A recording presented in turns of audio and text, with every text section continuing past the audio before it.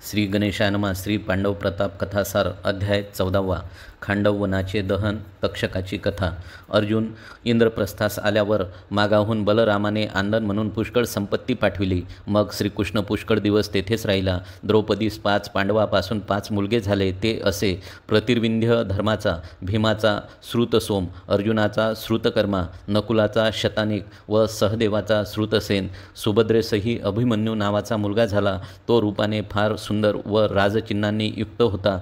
त्यामुळे सर्वांना खूपच संतोष झाला. एके दिवशी श्रीकृष्ण व अर्जुन यमुनेवर पोहण्याकरिता गेले असता पिंगट केसाचा, लाल भडक डोळ्यांचा व काळी वस्त्रे परिधान केलेला एक ब्राह्मण अर्जुनापुढे येऊन म्हणाला, मी साक्षात अग्नी असून तुझ्याकडे एक मागणे मागण्यासाठी आलो आहे. आज कित्येक वर्ष श्वेतकेतू नावाच्या राजाचा यज्ञ चालला असून तेथे होमात सतत 12 वर्ष तुपाची धार पडत असल्याने मी कृश झालो आहे. तेव्हा मला खाण्याकरिता खांडववन द्यावे. ते ऐकून अर्जुन म्हणाला, तुझे म्हणणे आताच कबूल केले असते, परंतु ह्या वेळेस माझ्याजवळ रथ, शस्त्रे वगैरे काही नाही. ते ऐकून 4 घोडे जुंपलेला एक विजय रथ, गांडीव धनुष्य व ज्यातील बाण कधीच संपत नाही असा एक अक्षयी भाता अग्नीने त्यास दिला. मग अर्जुन व कृष्ण त्या रथावर बसून अग्नीसह खांडववनात गेले व श्रीकृष्णाच्या आज्ञेने अग्नीने ते वन जाळण्यास प्रारंभ केला.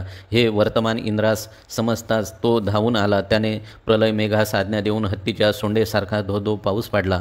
पण कृष्णार्जुनाचे साह्य असल्यामुळे अग्नी विझला नाही. त्या समयी अर्जुनाचे व इंद्राचे मोठे युद्ध होऊन इंद्राचा पराभव झाला व तो शरण आला. मग अग्नीने ते अरण्य जाळून टाकले. त्यामध्ये हजारो प्राणी जळून भस्म झाले. मरूचा भाचा व रावणाचा सासरा मयासूर हा त्या भयंकर अग्नीत सापडला होता. तो बाहेर पळून जाण्याची संधी पाहत होता, पण कृष्णाचे भयंकर सुदर्शन चक्र त्यास जाऊ देईना. म्हणून तो श्रीकृष्ण अर्जुनांना शरण आला.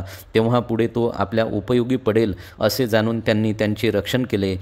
यावेळेस तक्षक सर्प बाहेर गेला होता, परंतु त्याची बायको व पुत्र अशी दोघे आत होती. या प्रज्वलित अग्नीतून जो पशु किंवा पक्षी बाहेर जाण्याचा प्रयत्न करी त्यास अर्जुन बाण मारून आत पाडी व कोणासही बाहेर पडू देत नसे. तसेच श्रीकृष्णाचे सुदर्शन वनेमाभोवती फेऱ्या घालून बाहेर जाणाऱ्यास अटकाव करीत असे व गवत यांचा अग्नी जाळून फडशा पाडला. तेव्हा पुत्रास घेऊन बाहेर जाता न आल्यामुळे तक्षकाची स्त्री सर्पिन शोक करीत होती. आपले 99 पुत्र घेऊन तक्षक तेथून पूर्वीच निघून गेला होता. शेवटी सर्पिणीने त्या 100व्या पुत्रास संपूर्ण गिळून ती आकाशमार्गे निघाली. तेव्हा अर्जुनाने तिला बाण मारून पाडले. त्यावेळी तिचे अर्धे शरीर अग्नीत पडले व गती पावलेले अर्धे शरीर बाहेर दूर जाऊन पडले. त्यात तक्षक पुत्र जिवंत राहिला. फक्त त्याचे शेपूट तुटले होते. तो तेथून कुरुक्षेत्रास गेला व आपल्या पित्याला भेटून त्याला सर्व वृत्तांत कथन केला. तेव्हा तक्षकाने स्त्रीसाठी पुष्कळ शोक केला व दुःख मनात ठेवून अर्जुनाच्या वंशातील एकाला तरी दंश करून ठार करीन अशी प्रतिज्ञा केली. इकडे खांडववन जाळून रोगमुक्त झाल्यावर अग्नी श्रीकृष्ण अर्जुनापुढे जाऊन उभा राहिला व म्हणाला, आजपर्यंत पुष्कळ होम हवने झाली, परंतु आज मी खरोखर तृप्त झालो. नंतर त्याने अर्जुनास तू आपल्या सर्व शत्रूंचा नाश करून एकछत्री राज्य करशील असा आशीर्वाद दिला. त्या अग्नीतून जसा तक्षकाचा पुत्र व मयासूर वाचले होते, तसेच 4 ऋषीपुत्र, सारंग पक्षी व त्याची जरिता नामक माताही वाचली. त्या पक्षाची कथा अशी की मंदपाल नावाचा एक ऋषी होता. तो आपल्या तपोसामर्थ्याने स्वर्गास गेला, परंतु तो निपुत्रिक असल्याने त्याला तेथे योग्य तो मान मिळाला नाही. तेव्हा इंद्राने त्याला सांगितले की तू पाहिजे त्या योनीत संतती उत्पन्न कर. मग तो पक्ष योनीत पुष्कळ संतती होईल अशा विचाराने खांडववनात गेला. तेथे जरिता नावाची सारंग पक्षीने त्याने स्त्री केली. तिला त्याच्यापासून 4 पुत्र झाले. ते शुक, मित्र, स्तंभ व द्रोण ह्या 4घास व स्त्रीस घरट्यात ठेवून त्याने लपिता नावाची दुसरी स्त्री केली. तो तिला भेटण्यास चालला असता अग्नी खांडववन जाळणार असल्याचे भविष्य त्याला समजले व त्याने आपल्या बायको मुलास वाचविण्यासाठी अग्नीची प्रार्थना केली व त्याच्याकडून तसे वचनही घेतले. तो गेल्यानंतर खांडववन जळू लागले. तेव्हा त्याच्या स्त्रीने जीवदान मिळावे म्हणून अग्नीची व श्रीकृष्णाची प्रार्थना केली. मग अग्नी प्रसन्न होऊन 4घा पुत्रास म्हणाला, तुमचा पिता मंदपाल ह्यास मी तुमचे मातेसह रक्षण करीन असे वचन दिले आहे. तेव्हा तुम्ही घाबरू नका. तुम्हाला दुसरे काही मागावयाचे असल्यास मागा, त्यांनी आम्हाला मांजराचे भय आहे असे सांगितल्यावरून अग्नीने मांजरांच्या बिळात त्यांचा फडशा पडला. खांडववन जाळल्यानंतर मंदपाल ऋषी आपल्या लपिता नामक पत्नीला घेऊन जरितेजवळ आला. त्याबरोबर जरिता त्यांच्याकडे पाठ फिरवून रडू लागली व मुलेही त्यांच्याजवळ जाईनात. संकटाच्या वेळेत मदत न केल्यामुळे व दुसऱ्या स्त्रीवर भुलल्यामुळे जरितेने त्याला पुष्कळ दूषणे दिली. तेव्हा तो तिचे सांत्वन करू लागला आणि म्हणाला, मी तुमच्याबद्दल अग्नीला सांगून संरक्षणाची व्यवस्था करून गेलो होतो. त्यानंतर तो त्यांना घेऊन दुसऱ्या वनात गेला. अग्नी खांडववन भक्षण करून तृप्त झाल्यावर कृष्णार्जुन विजयरथात बसून इंद्रप्रस्थास आले. मयासुरही तेथे आला होता. त्याने सर्वांस घडलेला प्रकार सांगितला. तो ऐकून सर्वांना अर्जुनाच्या पराक्रमाबद्दल फार आश्चर्य वाटले.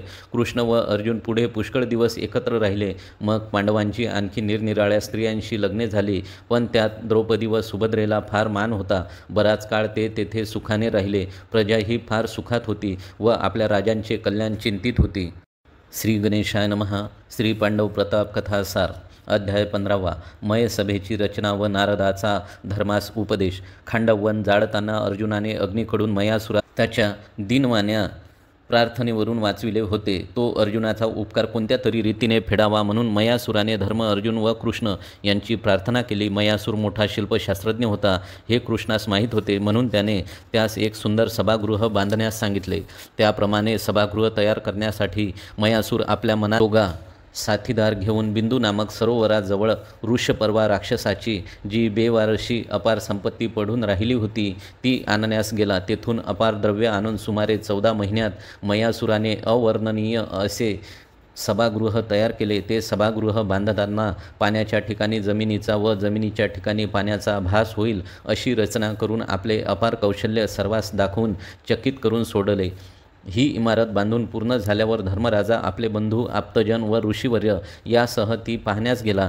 त्यावेळेस आपण प्रत्यक्ष स्वर्गातच आलो आहेत असा सर्वांना भास झाला. मयासुराने भीमसेनास एक सुरेखशी भव्य गदा बक्षीस दिली आणि अर्जुनास देवदत्त नावाचा शंख दिला.